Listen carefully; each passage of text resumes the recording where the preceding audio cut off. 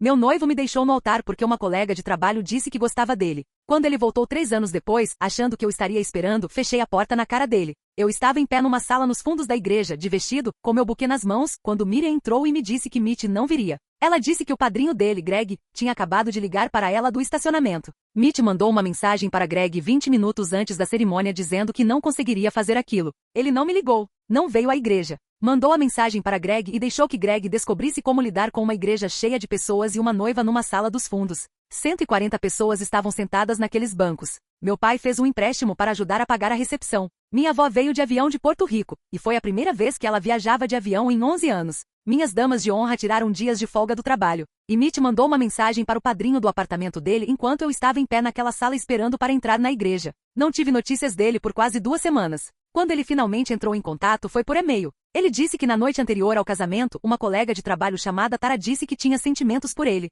Ele disse que aquilo o atingiu como uma parede e o fez perceber que tinha emoções não resolvidas que precisava resolver antes de poder se comprometer com alguém. Ele me deixou no altar porque uma mulher com quem ele sentava ao lado no escritório disse que gostava dele na noite anterior ao nosso casamento. Eu não respondi. Devolvi o que pude do casamento. Meu pai nunca mais falou sobre o empréstimo. Minha avó voltou para casa e não mencionou o nome de Mitch uma única vez. Descobri 4 meses depois que Mitch e Tara tinham namorado brevemente e não deu certo. Ela disse a ele depois de algumas semanas que a confissão dela tinha sido mais um impulso do que algo real. Ele me deixou no dia do meu casamento por um impulso. Nos 3 anos seguintes, reconstruí tudo que ele destruiu. Paguei o restante dos custos do casamento sozinha para que meu pai não carregasse esse peso. Fui promovida 2 vezes no trabalho. Mudei para um apartamento melhor. Comecei a correr, o que se tornou algo que eu realmente amava. Conheci um homem chamado Gil no jantar de aniversário de uma amiga cerca de 1 ano e meio depois de tudo. Ele era gentil e consistente. Aparecia quando dizia que ia aparecer. Fomos devagar porque eu precisava de devagar, e ele nunca uma vez me fez sentir que isso era um problema. A primeira vez que contei a ele sobre o casamento, sobre a mensagem para Greg, sobre o e-mail 2 semanas depois, ele apenas ouviu. Não tentou consertar. Não perguntou se eu já tinha superado. Ele apenas ficou ali sentado e me deixou dizer tudo o que eu precisava dizer. Quando Mitch reapareceu, Gil e eu já estávamos juntos há mais de 1 ano e tínhamos acabado de começar a falar sobre morar juntos. 3 anos e 2 meses depois do casamento que nunca aconteceu, Mitch apareceu no meu apartamento num sábado à tarde. Abri a porta e ele estava ali com as mãos nos bolsos, parecendo que tinha ensaiado o que estava prestes a dizer. Ele me disse que tinha cometido o pior erro da vida dele. Disse que passou 3 anos pensando no que fez e agora sabia que eu era a pessoa com quem ele deveria estar. Disse que se eu lhe desse mais uma chance, ele passaria o resto da vida compensando. Perguntei a ele o que exatamente ele achava que ia acontecer aqui. Ele disse que me conhecia, e sabia que eu sempre acreditei em segundas chances. Ele usou algo que eu uma vez disse a ele sobre mim mesma como uma ferramenta para voltar. Essa é a coisa sobre pessoas como Mitch. Elas não ouvem o que você diz como algo que você está compartilhando. Ouvem como um inventário. Elas guardam cada ponto fraco, cada crença, cada história que você já contou sobre si mesma, e arquivam para o dia em que precisarem usar contra você. Então ele disse que a situação com Tara foi algo que aconteceu com ele, não algo que ele escolheu.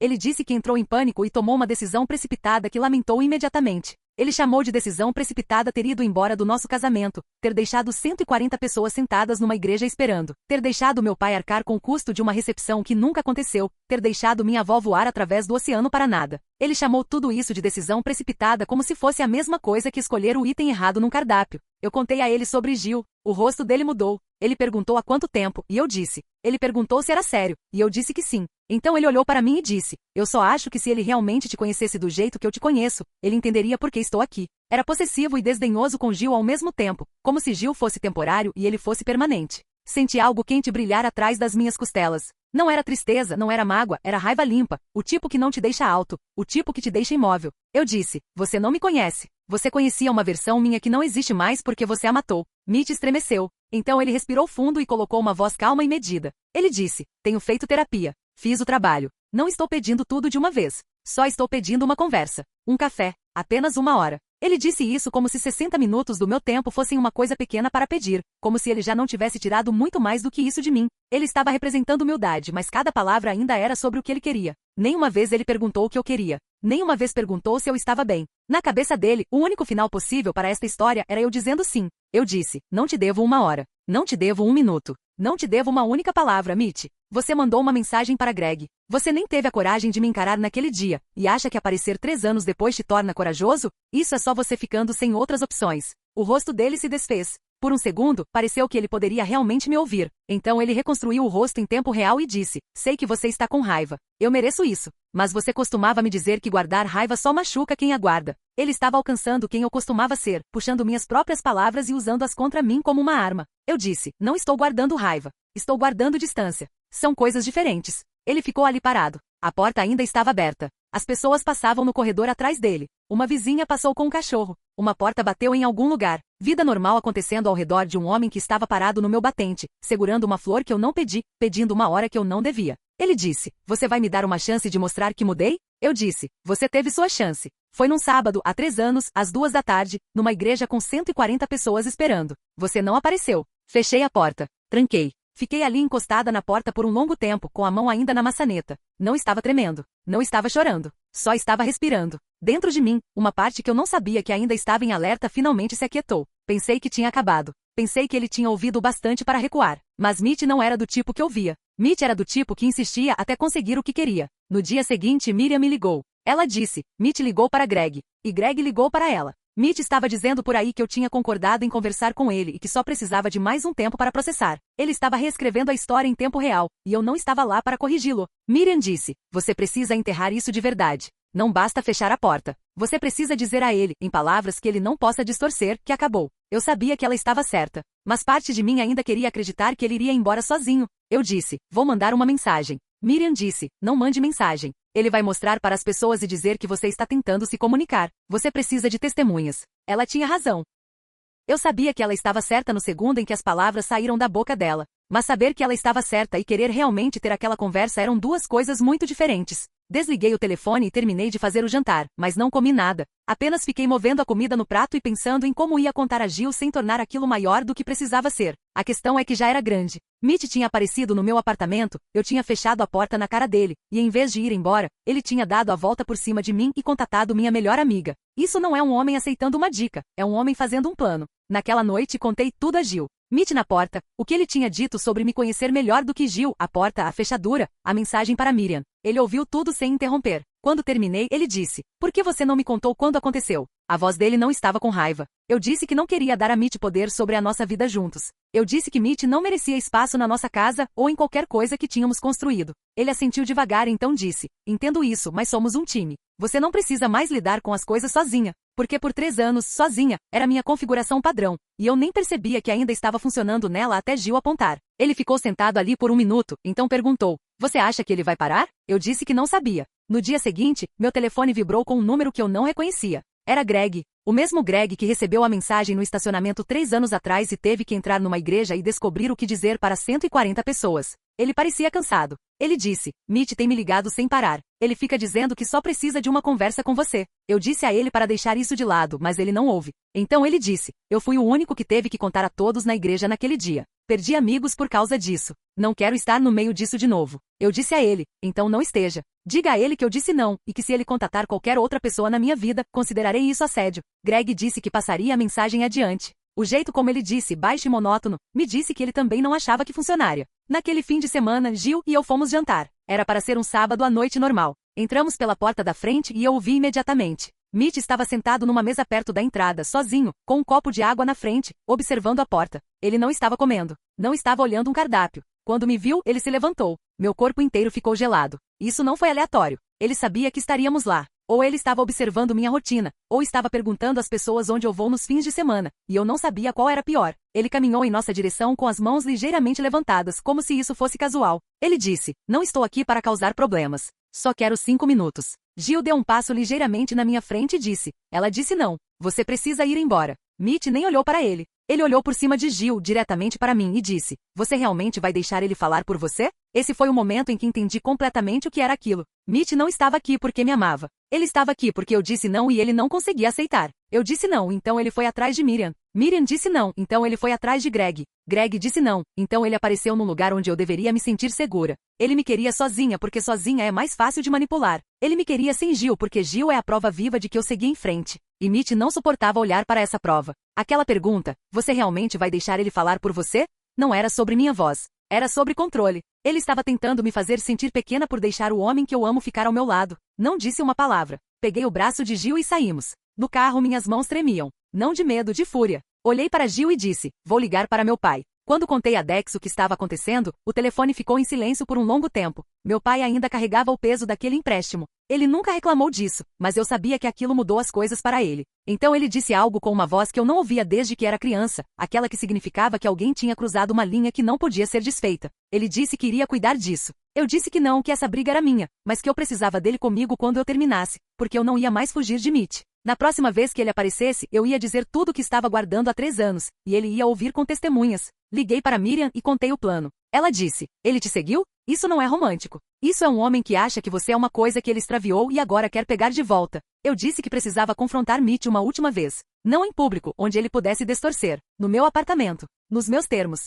Com Gil e meu pai na sala. Não porque eu precisasse de proteção, mas porque Mitch passou 3 anos contando a si mesmo uma história onde ele era o herói. E eu queria testemunhas quando eu despedaçasse aquela história para que ele não pudesse reescrever o que aconteceu depois. Miriam disse, bom, acaba com isso. Então liguei para Greg. Eu disse, diga a ele que vou dar os 5 minutos dele. Sábado, meu apartamento, 2 horas. Greg pareceu aliviado. Não contei a ele que Gil e Dex estariam lá. Eu queria que Mitch entrasse naquele apartamento pensando que tinha vencido. Queria que ele acreditasse que aparecer no restaurante, contatar meus amigos e ser persistente tinha funcionado. Queria que ele entrasse por aquela porta com esperança no rosto para que, quando visse quem estava esperando por ele, entendesse exatamente o quão errado ele estava. Naquela noite, sentei à mesa de jantar com um caderno. Não escrevi um discurso. Escrevi uma lista, não uma lista emocional, não sobre como Mitch me fez sentir ou porque eu estava com raiva. Escrevi números reais, o valor do empréstimo do meu pai, quanto tempo levei para pagá-lo, a passagem de avião da minha avó Emeline, ida e volta para um voo que ela fez pela primeira vez em 11 anos, os dias de folga das minhas damas de honra, os depósitos, as flores, o bolo, o fotógrafo,